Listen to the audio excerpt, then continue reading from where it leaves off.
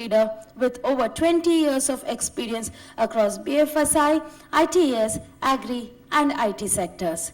As Global Head, People Development at ETG, he drives leadership, culture, and change initiatives. A certified coach and Proshi practitioner, Binny is known for transforming ambiguity into opportunity and building high-impact, future-ready teams. So let's all put our hands together and welcome our first keynote speaker for the day, Mr. Binny Immanuel Dawson. Can we all please welcome Mr. Dawson on the dais? Okay, good morning, everyone. While they set up the tech, okay, there it is. Okay, before I introduce myself, maybe I can introduce my organization. A lot of you may not have heard of my organization, so I thought I'd take a moment to talk about my organization before I get to the topic of the day. So we are ETG. We are a $7 billion company present in about 48 countries. If you didn't know, I still know that you have been impacted by our organization because we are perhaps India's largest dal processors, and I know India relies a lot on dal, right? So almost every one of us would have had dal. So we are India's largest dal processors, but globally we are a commodity trading company. We are a conglomerate in many industries.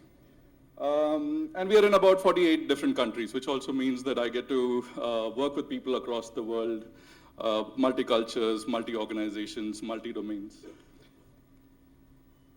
Okay, before I, again, introduce the topic, I would like to check the room and see how many of us are from HR background. HR? And L&D? HR/L&D? You have dual responsibilities? Okay, so predominantly HR. Great, so my topic is on learning and development, but you will see that there is a lot of overlap with HR. I'm also going to be presenting a lot of data around what does HR trends look like, what does L&D trends look like for 2025. And I'm going to wait for the tech to load the next slide. Okay, so this is another skill that we need to develop in the future. Can you guess which skill that is? Because we've adjusted the laptop in a particular angle. There's a very famous book about it as well. Starts with the letter J. It's in every Indian's DNA. Jugaad. Yes, so it's in a particular angle so that it works for the rest of the day. All right, so I've told you a little bit about my organization. I'd like to take you back to the 90s when we had a television like this. How many of you remember a television like this? Quite a lot of us. Okay. Do you remember the scene in the TV here? Okay, so I need you to guess which of these are the business leaders and which one is HR/L&D, right? And for some reason, the audio is not working. The audio would have made it funnier. Do you remember the scene? So Rajinikanth is pausing the music at a particular point, and then the guy stops and reacts.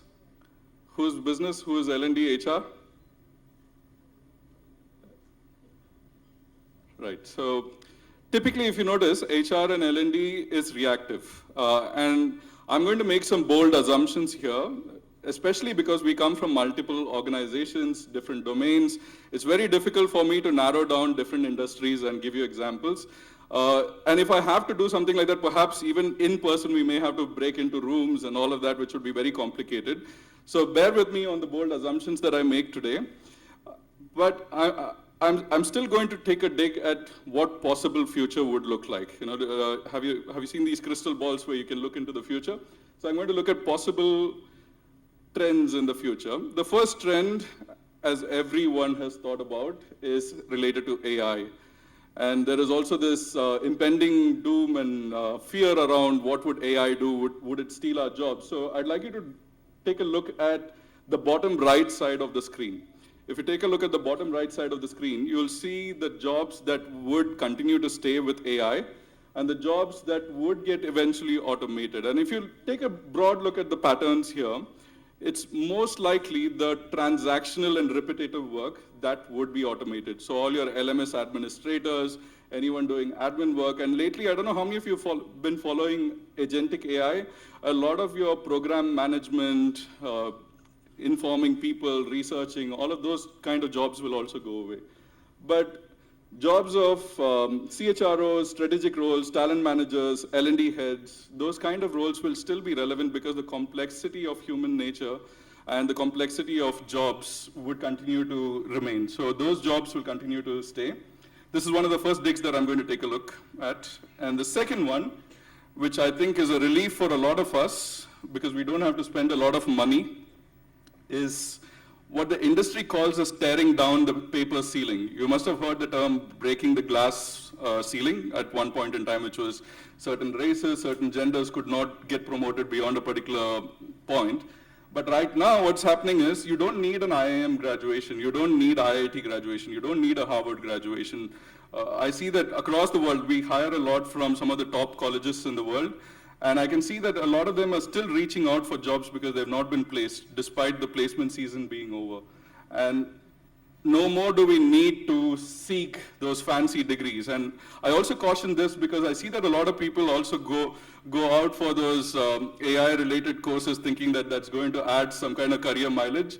I think it's just going to remain a piece of paper in front of all of us. It's only going to boost our own ego, but nobody else's. And that particular trend is called the tearing down of the paper ceiling. The next trend is a question, perhaps, because it's not a reality for all the organization. The reality is the pyramid is crumbling. You must have seen a lot of news around the middle management disappearing, the fact that organizations are trying to trim down costs of employees and things like that. So what I see is, I remember this way back when I was in customer service. I remember there was this company called Zappos, which made holacratic organizational design quite popular. And I see that even within small teams, like the small L&D team that I run it like, run everything like a project. So depending on who's relevant to the project, they come together. Once the project is done, they disband. And I see that this could be possibly the future, especially because this is quite cost effective. And you don't have this whole organizational bureaucracy with the hierarchy. Also the fact that Gen Z doesn't really care about your job titles, and you could be the VP of something or the supreme overlord of something, but they don't really care about the hierarchies, right? So perhaps the holacratic organization is here to stay. Okay, while I say all of this, can we really guess what the future would look like? Is it possible? Can we guess the future? Yes, no, maybe? Yes, we can guess? Yes, so let's take a look. I think you're right, but let's take a look at a few famous people. Take a look at some of these quotes. What they said at different points in time. About the computer, about the car. Someone said the horses are here to stay, and the car perhaps not. Same thing goes for telephones, same thing goes for the internet. And the guy who said that is actually the creator of Ethernet. And right now as well, we rely a lot on Sam Altman's wisdom on what the future would look like with AI. But the thing is, even the best of us perhaps may not be able to guess what the future is looking like. But exactly like the gentleman here said, we still need to make certain assumptions. We can't just be completely blindsided by the future. So we have to look at the different possibilities in the future. Do you remember the scene where Dr. Strange is looking at multiple possibilities? So we have to look at those multiple possibilities and know that AI is inevitable, like Thanos says. It is absolutely inevitable. It's a mega trend. It's something that we can't take it lightly. It is something that is here to stay and going to change all of our lives. I can see it in our workplace. We are perhaps the last one to be impacted by AI because we are in the supply chain business. And I can see even over there, AI is making its presence. So my first urge would be that we shouldn't be Luddites. Luddite is a term for people who resist change and be oblivious to what is coming up in the future. And there's a funny thing that L&D guys do to adapt to technology quite quickly. Again, how many L&D people here? Okay, let's see if you can relate with the next one. One of the most difficult things L&D guys had to do was to create content at one point in time. And you would guard your content like it is, a dragon's gold. And now this is what's happening with the AI world. Would you agree, secretly at least? ChatGPT and other tools. I can share some really cool tools if you'd like. Okay, now to the CHROs. So this is Gartner's latest report from 2025. You can see that business is extremely focused on growth. You can see that all across the news. Every type of organization is extremely focused on growth, technology, and the workforce. And how do the CHROs or HR complement that? The first one is to complement it with organizational strategy. Second one, everyone's struggling to create a deep bench strength. We do not have enough leaders to scale the organization in the way it needs to go. And lastly, to create a future-ready workforce. I have so many requests coming in saying that my workforce is not ready for the future state, either in terms of growth or in terms of technological advancements, skills. So that's one of the primary priorities for HR. And this is why I think HR and L&D needs to complement each other. Again, break the whole organizational pyramid and look at both working in sync rather than apart or hierarchically. And what do the board need? The board cares about, can we continue to make money in the future? Can we continue to grow the organization? So they need a lot of high potential employees. They need leadership bench strength and succession for key roles, especially because people are constantly moving, especially the key talent. They are the first ones to get poached. So they need these things as top priority. And L&D priorities would be to create a culture of learning which has always remained the same, developing managers and leaders because there's not enough skilled managers. And if you've been in the L&D space for the last 20 years, you know that in the past people were promoted just because they had experience, not necessarily because they had the skills. Somebody got promoted as a manager because they were good at their job, not because they were good with people. And lastly, accelerating skill development, which could be AI-related ones as well, and I'll talk about it in one of the subsequent slides. L&D and HR needs to work with technology and business to take up the AI agenda. It cannot be done alone. And in the process, as always, what do business ask for? Balancing costs while we still give optimum services for them.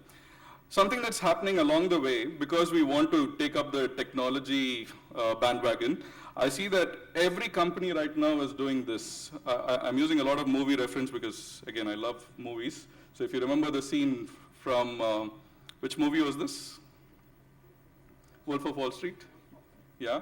He asks you to sell a pen, and lately every salesperson says this is an AI-powered tool. Every LMS is AI-powered, every HRMS is AI-powered, any tiny thing that you buy, even a calculator is AI-powered because then it sells, right? But in reality, most of them are not really AI. So where can you put your money as HR or L&D? Where can you put your money in AI? These are, I can also share these with you later, or you can take a snippet of it. One of the most common places where most organizations are targeting right now is the skills management or the learning pathways area as well. You have a lot of modern tools like Cornerstone, Degreed, and Gloat are a few examples where you have the whole skills repository along with the talent marketplace. These are some of the future tools that would be relevant, not the traditional LMS platforms. Okay, so again, another cartoon that most of you must be familiar with. Can you guess which of these animals would win?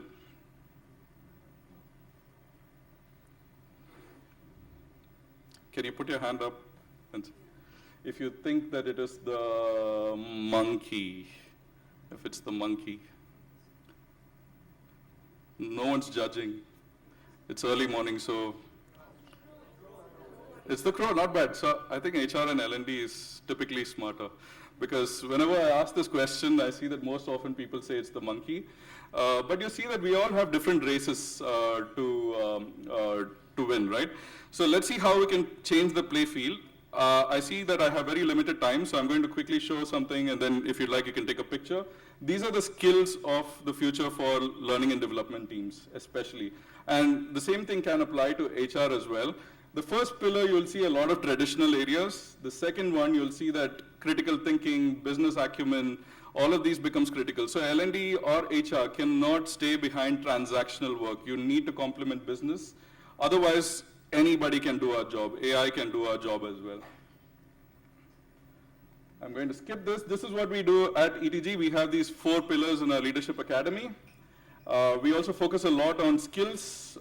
We use a lot of data from the likes of Korn Ferry and World Economic Forum and so on and so forth.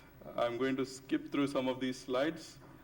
And let's say, so what we're trying to do in learning, and I urge you to think about this as well, stay away from traditional learning programs, stay away from just online or compliance training programs, which are necessary, but it will not give you the biggest return on investment. Everyone's craving for human experiences. This is the Gartner report again. You'll see that creating human experiences is going to be absolutely necessary in the future. So these are some pictures from our programs. Also creating a lot of common language using industry best in the class models and frameworks. I'm mindful of the time that we have, so I just wanted to show you some of the learning experiences that we create. So as much as possible, we've tried to create learning experiences in the organization. I see a couple of people from my organization here. Some of them have been privileged to participate in these. And we've been lucky enough to get sponsorship to do these across the world, especially because it's creating return on investment. When we invest more and more in these human experiences, which is the last slide on return on investment, and I'm going to show you this slide so that you can take a picture and perhaps end the slide, being mindful of the time, on what does the world-class head of L&D role look like in the future in terms of skills, in terms of what can we do. And the last slide. Please think about changing the playfield. The traditional playfield, which existed 20 years ago or 10 years ago, will not exist in the future. If we think that AI is not here to change our lives, it is definitely going to be there. We are just blindsided. And create your own playfield. Perhaps even creating some certain things that we truly enjoyed as kids, creating those experiences, human experiences. And I think that's going to be the future. Thank you so much, and I hope you have a great rest of the day. Thank you, Mr. Dawson, for that wonderful session. Now, I would like to call upon Ms. Preeti Ramurthy, VP, Chief People Officer, Atyati Technologies, to do the honors of felicitating Mr. Dawson.